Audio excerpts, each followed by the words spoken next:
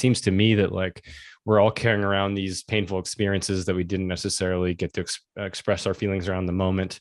If you're a little kid, you can't get angry back at your parents. It's going to make things worse, right?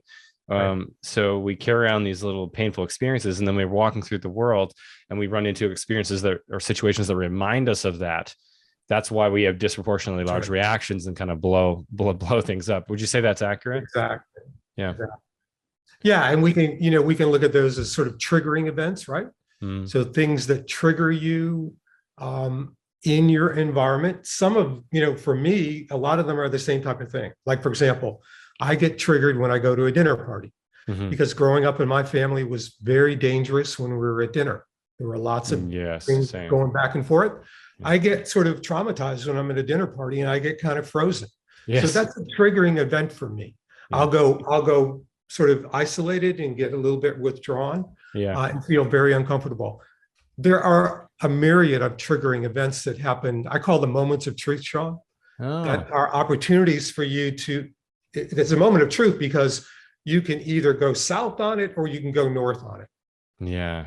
But the first thing you have to do is you have to say, oh, it's happening.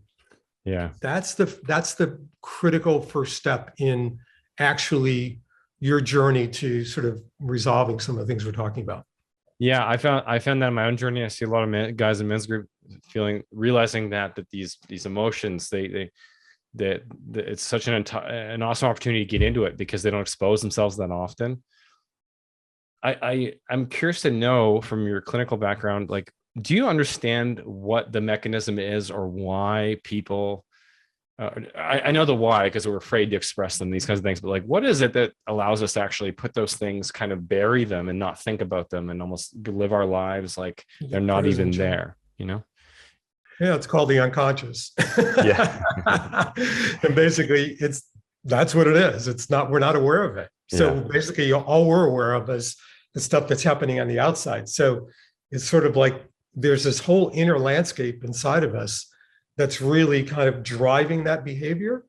And it's sort of like we just have chopped ourselves off, at the head, and we're not even paying any attention to that. So how could you possibly fix anything or be better at something other than just continuing to do the same thing when the same things come up? And that's really the idea of sort of dealing with the behavior at the root cause level. Okay. So a good example of that, Sean, is what I was describing before, is like these triggering events come up. And the question is, I described them as moments of truth. The reason why they're moments of truth is because they're opportunities for you to become aware and actually choose to do something differently. Now, what do you choose to do something differently based on? Well, instead of the feelings that you have in your body, you react based on your values or what you want to be doing. And I would suggest to you that that's really, I mean, if you look at it at the most finite level, just from a behavioral standpoint, that's what the legacy of your life is built on. It's like, if you just think about hundreds of those in a month.